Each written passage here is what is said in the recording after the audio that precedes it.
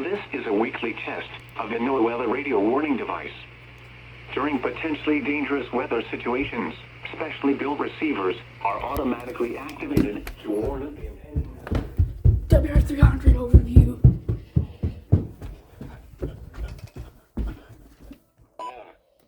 When there is a threat of or existing severe weather this is in the pretty. area on Wednesday, the test is postponed until the next good weather day.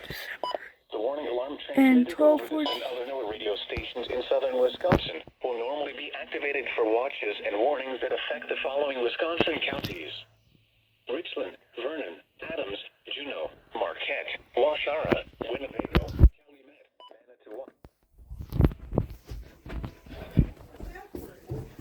Weekly test. Jefferson, Waukesha, Milwaukee, Lafayette, Greene, Rock, Walworth, Racine, and Kenosha. And the following Illinois counties: Stevenson, Boone, Winnebago, McHenry, and Lake. And all adjacent coastal waters of Lake Michigan.